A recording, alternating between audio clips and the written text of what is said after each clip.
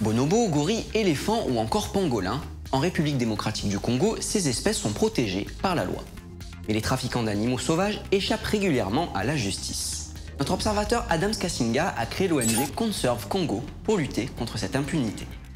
L'objectif de Conserve Congo est de faire valoir les textes de loi relatifs à la conservation de la nature en RDC. Et nous faisons cela d'une manière un peu tactique pour essayer de filtrer les réseaux des trafiquants utilisant des identités fictives. Et dès que nous croyons que nous avons déjà suffisamment d'informations, alors là, nous collaborons avec la police locale.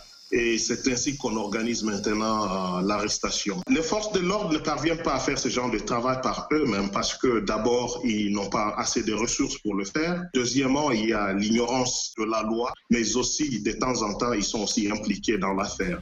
En juillet 2019, les activistes ont réussi à faire condamner à 5 mois de prison et 5 000 $ d'amende 3 trafiquants de bonobos, une espèce classée en danger par l'Union internationale pour la conservation de la nature.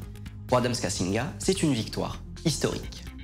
Nous avons gagné un procès impliquant 3 trafiquants de bonobos. 2 ont été surpris en flagrant en train de vendre un bébé bonobo, tandis que l'autre avait été surpris avec 2 crânes de bonobo ainsi que 11 mains gauches de bonobo. C'est la première fois qu'un dossier lié à ça soit condamné dans un tribunal ici au Congo. Nous espérons que ce dossier va servir de référence pour les cours et tribunaux et ça a prouvé à suffisance qu'il y a une existence des lois, il y a aussi des gens qui pourraient faire appliquer cette loi, il ne manque que la volonté.